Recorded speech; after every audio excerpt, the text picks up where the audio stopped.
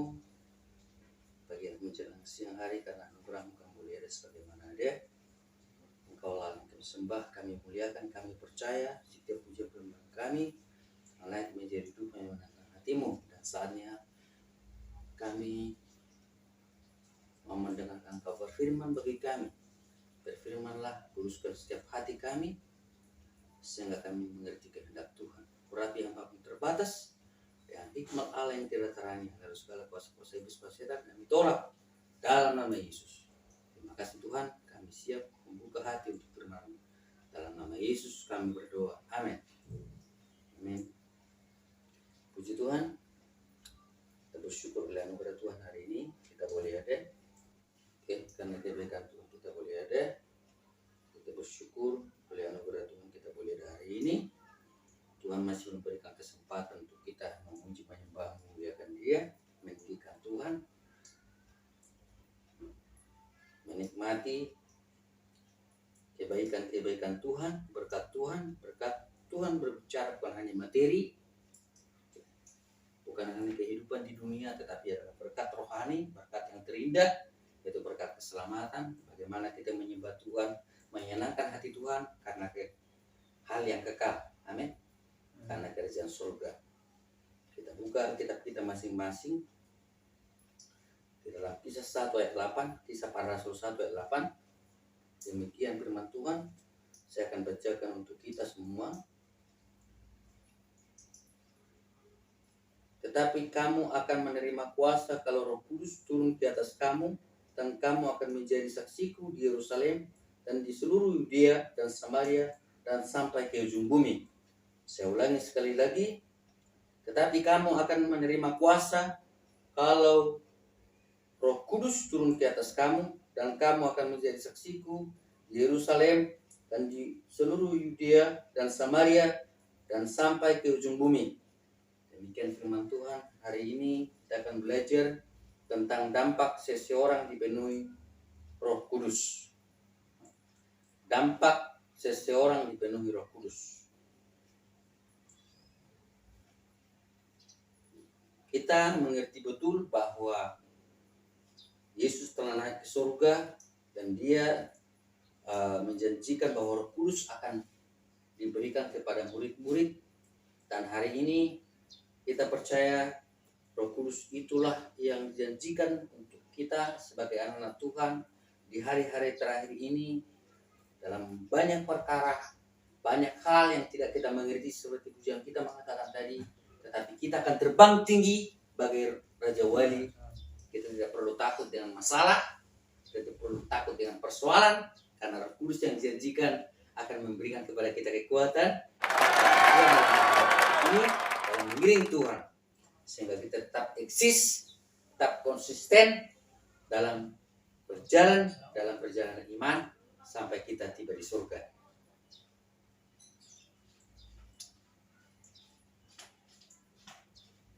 Hari ini kita akan belajar tentang dampak seseorang dipenuhi Roh Kudus. Ada sesuatu hal yang dia miliki. Dampak ini berbicara tentang pengaruh atau sesuatu yang dimiliki seseorang sehingga dia dapat bertahan mampu. Itu berbicara tentang dampak ya.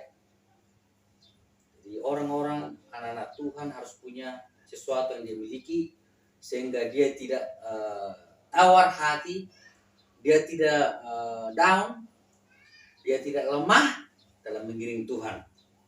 Apalagi sekarang kan banyak persoalan-persoalan, banyak masalah di tengah-tengah hidup.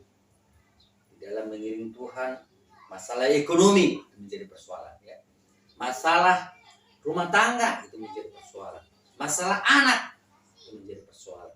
Masalah yang sekarang ini yang sering juga membuat banyak orang dan anak-anak Tuhan juga ditantang imannya. Baru-baru dengan hal sekarang ini, tetapi sudah mulai mereda, itu COVID ya. Itu hal yang luar biasa yang membuat anak Tuhan jauh dari Tuhan, bahkan mundur dari Tuhan. Kenyataan masalah, tantangan di dunia ini membuat mereka tidak mengindahkan lagi akan keselamatan. Banyak orang seperti itu ya. Tetapi kita percaya, kita bersyukur kita masih dapat hari ini ada sebagaimana ada, karena Roh Kudus memberikan bagi kita kemenangan.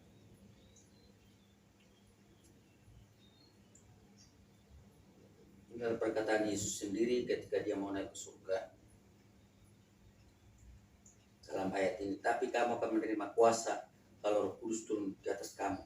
Tampaknya yang pertama kita belajar hari ini, ketika seseorang dipenuhi Roh Kudus, menerima kuasa.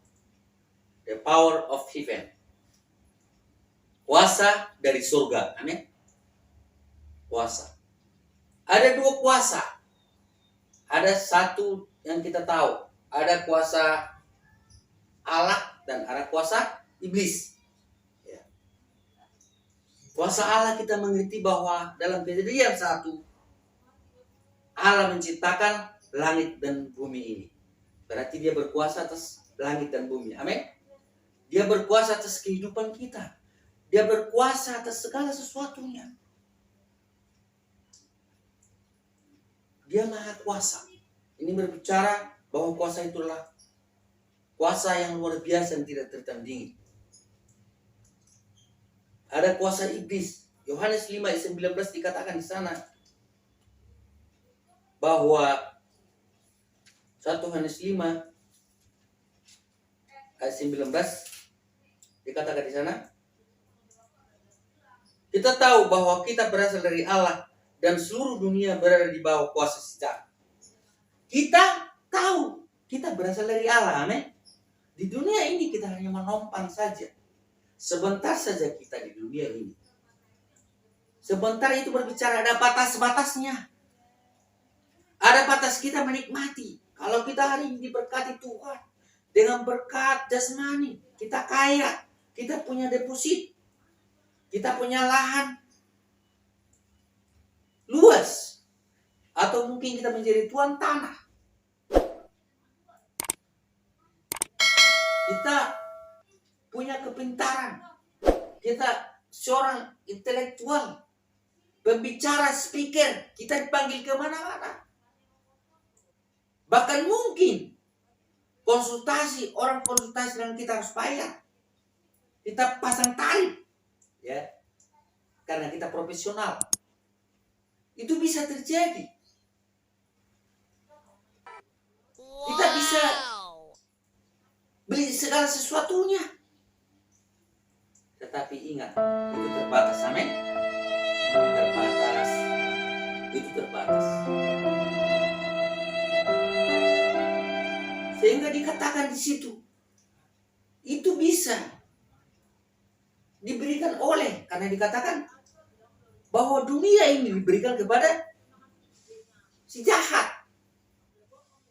Ya. Kita merasa tapi kuasa itu juga diberikan kepada si jahat. Bukan kalau kita melihat dalam Matius 4 di sana bahwa Yesus juga dicobai, benar? Dengan kedudukan ketika Yesus berpuasa 40 hari 40 malam. Sebelum dia meneruskan pelayanannya, dia berpuasa. Maka iblis datang, benar? Iblis datang mencobai dia. Yesus ada di padang gurun ketika itu. Ditawarkan. Karena dia punya kuasa atas dunia ini. Yang sementara tentunya.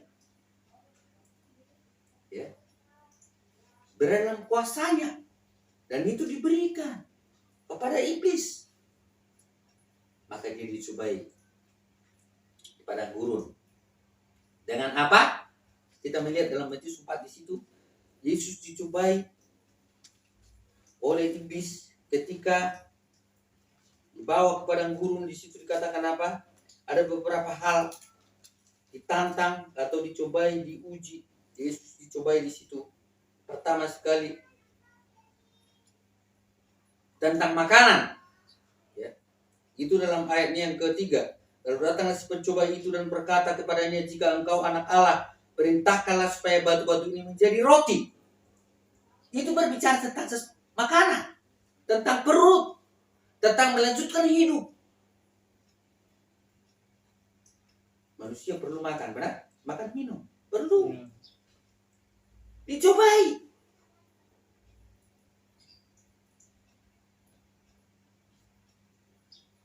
Yesus melihat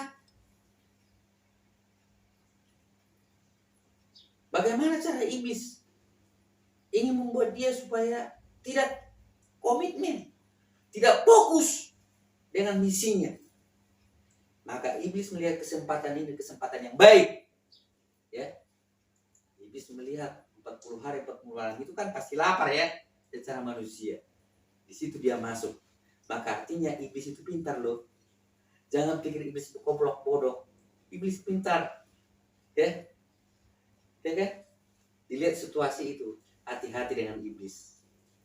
Ada berbagai cara iblis membuat kita jauh dari Tuhan. Seringkali itu terjadi ketika kita mau dekat dengan Tuhan. Ketika kita mau ibadah dengan Tuhan. Ada aja. Untuk membuat supaya hilang damai sejahtera kita. Benar? Supaya hilang sukacita kita dalam Tuhan. Cara iblis ya. Jika engkau anak Allah, jadikanlah, perintahkanlah supaya batu-batu ini menjadi roti. Ya. Tetapi Yesus menjawab, ada tertulis manusia hidup bukan dari roti saja, tetapi dari setiap firman yang keluar dari mulut Allah. Dari mulut Allah. Itu jawaban Yesus kepada iblis. Iblis menawarkan sesuatu yang hanya sementara, yang hanya membinasakan, ya kan? Itu kan sementara makanan itu ya. Artinya ketika kita makan sekarang, dan besok juga kita beli makanan lagi atau sebentar kan? Tidak bisa bertahan. Itu berbicara sementara. Nah, dan iblis di situ juga kedua mencoba Yesus dengan apa? Ayat 6 ayat 15. Kemudian iblis membawanya ke kota suci dan menempatkan dia di bumbungan bait Allah. Lalu berkata kepadanya, jika engkau anak Allah, jatuhkanlah dirimu ke bawah, sebab ada tertulis mengenai engkau, ia akan memerintahkan malaikat-malaikatnya, dan mereka akan menatang engkau di atas tangannya, supaya kakimu jangan terantuk kepada batu. Ini berbicara tentang apa? Tentang perlindungan. Ya. Tentang penyertaan. Jatuhkanlah dirimu. Artinya di sini iblis menawarkan bahwa Yesus itu tidak akan kenapa. Tetapi Yesus menjawab di situ apa? Yesus berkata kepadanya, ada pula tertulis, janganlah engkau mencobai Tuhan Allah. Kenapa? Karena Yesus Maha kuasa. Ya kan? Memang benar malaikat itu berpesuruh. Sama halnya seperti presiden ada pengawalnya kan? Ya kan? Atau raja ada panglimanya kan? Ada tentaranya. Ada yang mengawal dia. Yesus ada malaikat-malaikatnya, utusannya. Ya, yang menyertai bersama-sama dengan dia. Tapi Yesus katakan apa? Jangan engkau mencobai Tuhan Allahmu. Dia pokoknya dia sumber dan dia penyerta yang hakiki. Dia maha kuasa kan? Maka dikatakan jangan engkau mencobai Tuhan Allahmu. Dan selanjutnya tidak cukup di situ apa? Iblis menawarkan kemewahan dunia. Ayat 8, dan iblis membawanya pula ke atas gunung yang sangat tinggi dan memperlihatkan kepadanya semua kerajaan dunia dalam kemegahannya, dan berkata kepadanya, semua itu akan kuberikan kepadamu jika engkau sujud menyembah aku. Waduh. Ditawarkan. Ya. Jadi iblis itu membuat mata kita silau. Caranya untuk menggoda kita ya. Sehingga kadang-kadang orang tidak sadar. Barang temannya diembat. Ya. Harta temannya diembat. Ya kan? Wow. Iya. Sesuatu yang berkilau. Ingin dan ingin. Sehingga dengan keinginan yang berlebihan ini, berbicara keinginan dalam Alkitab, bahasa Alkitab bahwa itu epitumia. Ya, itu epitumia itu berarti keinginan yang mengakibatkan dosa. Keinginan yang tidak pada prinsip firman Tuhan. Keinginan yang salah. Keinginan membuahkan hal-hal yang tidak mengerti perasaan orang lain, yang tidak mengerti batas-batas, yang tidak mengerti kehendak Tuhan. Oh no. Ya, sehingga melakukan ini dan itu kan, tidak peduli epitumi. Tapi apa jawab Yesus itu apa? Maka berkata Yesus kepadanya, "Enyahlah iblis, sebab ada tertulis, engkau harus menyembah Tuhan Allahmu dan kepada dia sajalah engkau berbakti." Amin. Enyahlah, diusir. Ya kan? Engkau harus menyembah Tuhan Allahmu dan kepadanya engkau berbakti. Nah, ini berbicara apa? Berbicara tentang kuasa tadi diberikan kepada iblis, sampai Yesus juga dicobai. Tetapi kita mengerti ada kuasa yang dahsyat di situ. The power of heaven, yaitu kuasa Allah. Dalam Matius 28 ayat 18 dikatakan di sana, "Kepadaku telah diberikan kuasa di surga dan di bumi." Amin. Amin. Yesus. Kuasa itu adalah dikatakan di dalam pembacaan kita ini, ayat 8 di situ dalam Kisah 1.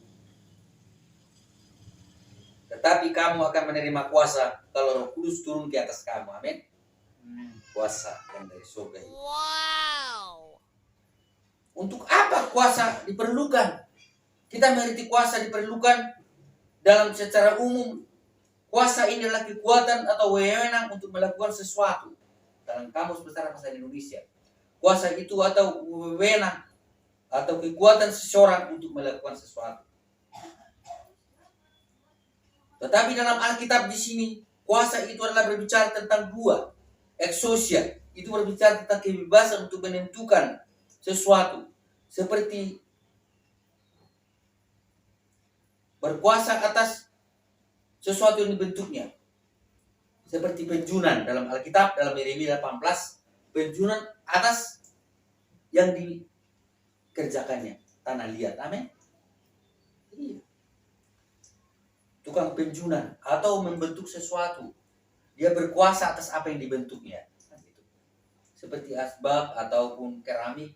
Nah, itu kan yang membuat itu kan berhak. Itu ada kuasa. Terserah dia mau dia apain itu. Itu kuasa penuh atas dia. Dan itu boleh kita melihat kuasa itu ada pada manusia dan pada Allah. Kita manusia bisa melakukan sesuatu, kita berkuasa, kita berakal, dan Allah juga begitu, sama. Ya. Itu berbicara tentang pribadi, amin. Iya, pribadi kita. Misalnya kita mau lakukan sesuatu, itu adalah hak kita sepenuhnya. Demikian juga Allah. Itu perseorangan berbicara. Tetapi ada kuasa di sini. Dalam kisah ini yang ditekankan bukan exousia, tapi kuasa apa? Dunamis. Amin. Ini berbicara tentang dunamis, kuasa Roh Kudus. Jadi bukan kuasa seperti tadi bahwa itu pribadi kita berkuasa atas ini, tetapi ini adalah kuasa dunamis, ini kuasa Roh Kudus. Dunamis ini berbicara tentang kuasa Allah. Kuasa Roh Kudus berbicara bukan kepemilikan, tapi kuasa yang spektakuler. Kuasa yang menggemparkan, kuasa yang dahsyat ketika ini ada pada kita. Amin. Amin. Iya, kuasa ini. Dunamis ini berbicara tentang dunamis ini seperti dinamo yang bisa meledak, seperti granat, seperti bom. Iya. Bisa menghancurkan. Jadi kuasa yang ada pada kita yang Tuhan berikan dengan Roh Kudus, jika kuasa itu ada pada kita sebagai anak Tuhan, kita bisa menyatakan oleh itu Allah itu dahsyat. Amin. Amin. Tampil di mana-mana akan menyatakan kuasa Allah.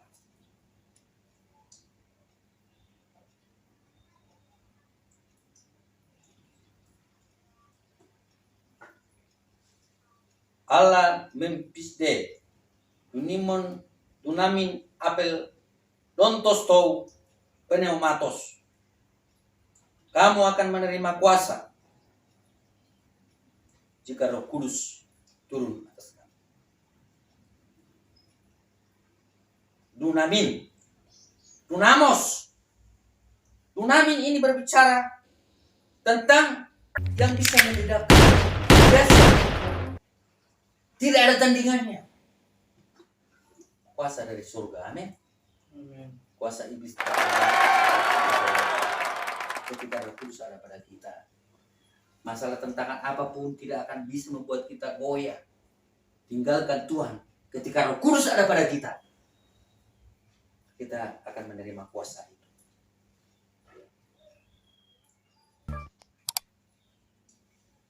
Nah, itu yang pertama. Jika Roh Kudus ada pada kita, kita akan menerima bukan ekousia, tetapi kuasa dunamis, ya, dunamis, bahwa itu kuasa yang luar biasa yang tidak ada tandingannya, kuasa dari surga. Yang kedua, ketika Roh Kudus ada pada kita, dikatakan di situ apa? Tetapi kamu akan menerima kuasa kalau Roh Kudus turun ke atas kamu, dan kamu akan menjadi saksi. Amin. Saksiku di Yerusalem, di seluruh Yudea dan Samaria, dan sampai ke ujung bumi. Saksi. Istilah saksi di sini bukan alibi. Ada istilah beberapa saksi itu. Ada juga saksi bahwa saksi alibi di sini bahwa pada saat kejadian, ini istilah pengadilan atau hukum, ya. Terdakwa ini tidak ada di tempat ketika kejadian itu. Dia tuduhkan, dia terdakwa, tetapi pada saat kejadian tindak pidana dia berada di tempat lain. Ya kan? Berarti tidak kuat kan? Nah, ini. Dan selanjutnya saksi di sini adalah saksi hanya pasif. Ya.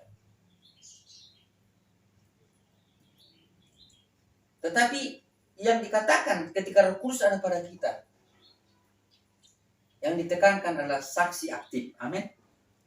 Saksi yang benar-benar menunjukkan sesuatu, bukan pasif. Martures, ya. Bahwa kita menjadi saksi. Martures bahwa dari hidup kita ini bukan manusia lain, tetapi kita sendiri yang memiliki Roh Kudus, yang mengalaminya. Sehingga kita mau, kalau di bahasa Inggris kan ini, Englandnya bahasa Inggrisnya bahwa martir. Martir ini berarti sampai matinya boleh dikenal bahwa dia adalah saksi. Amin. Iya. Sehingga kita berkata bahwa hidup adalah Kristus dan mati adalah keuntungan. Amin. Nah, ini. Sehingga dikatakan Amsal, dikatakan di sana nama baik dikenal. Dikatakan di situ nama baik seorang dikenal, ya. Nama harum, nama baik seorang dikenal, ya. Jadi bisa dikenal dia. Dari Amsal 22 ayat 1 dikatakan di sana, nama yang baik dikenal, ya. Nama yang baik. Jadi seseorang itu kebiasaannya itu kalau sudah meninggal, kalau sudah mati kan di autobiografinya dikatakan bahwa ini dulu baik orangnya kan gitu, ya. Begini kan. Ya. Bisa jadi itu benar, bisa jadi tidak. Tapi kita mengerti ketika Roh Kudus ada pada kita, sudah benar-benar seperti itu. Amin. Bisa kan? Untuk menghibur keluarga. Padahal kadang-kadang gini nih, orang ini dulu masa hidupnya dia baik, dia suka memberi kan gitu, ya. Enak orangnya, berkomunikasi dengan baik, bersahabat, banyak temannya kan gitu, ya. Tetapi bisa jadi benar, bisa tidak kan? Atau hanya juga untuk padahal dia nggak baik kan? Tapi karena itu kan supaya agak kelihatan itunya kan gitu, ya. Bisa jadi. Tapi ketika Roh Kudus ada pada kita, amin, benar-benar kita mempunyai nama baik. Sehingga kita berkata bahwa hidup adalah Kristus, mati adalah keuntungan. Nah, itu. Sehingga nama Tuhan dipermuliakan.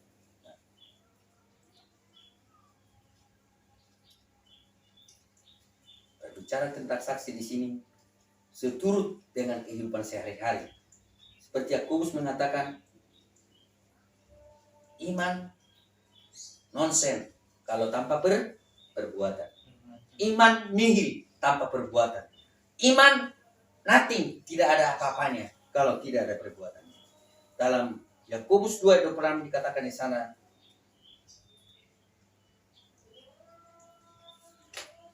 Yakobus 2, saya akan bacakan.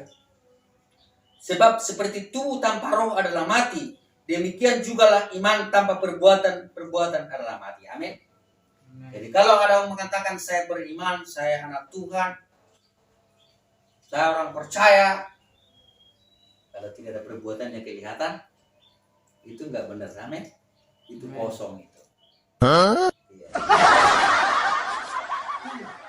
Dia bisa mengaku dengan mulutnya, tapi yang kelihatan dari perbuatannya, dalam hidupnya, dalam aksennya, dalam sepak terjangnya,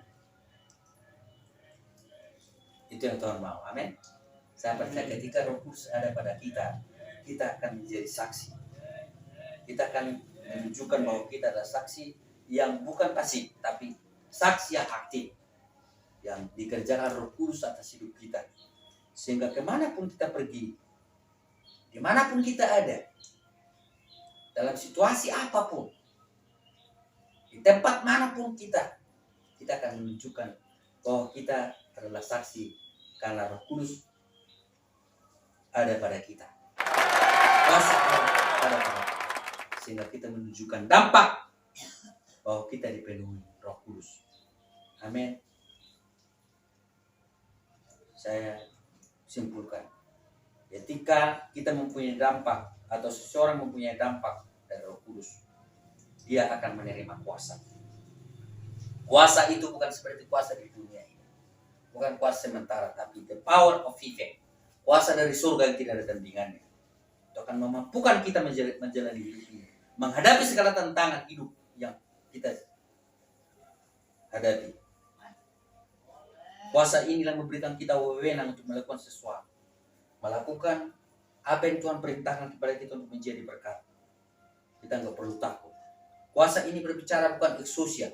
Kuasa ini bukan pribadi atau kuasa yang dimiliki, kita miliki atau seseorang miliki, tetapi kuasa itu bukan kepunyaan kita, tapi kuasa ini dinamis. Ya. Kuasa ini adalah kuasa yang bekerja atas hidup kita, kuasa yang bergerak, yang menggetarkan, yang membuat sesuatu yang dahsyat. Ketika kita menjalani hidup sebagai anak Tuhan, kita akan mampu bertahan dalam segala tantangan karena kuasa yang luar biasa dalam hidup kita. Kita akan mampu bersaksi, dan kuasa ini adalah kuasa ketika kita memiliki kuasa Roh Kudus ini, kita akan menunjukkan kehidupan kita seturut dengan kehendak Tuhan. Dan dampak selanjutnya ketika kita memiliki dipenuhi Roh Kudus, kita akan menjadi saksi.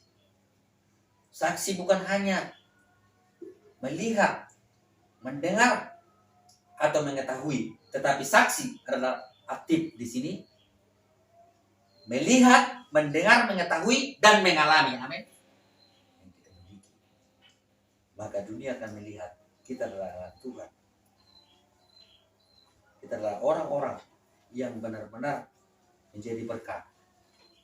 Ditunjukkan dengan iman kita, bukan hanya sekedar kita beriman, tapi iman kita terlihat karena kita menunjukkan perbuatan-perbuatan kita dari dampak Roh Kudus yang telah bekerja atas firman Tuhan yang bekerja atas hidup kita, atas Kristus yang bekerja terus dalam hidup kita.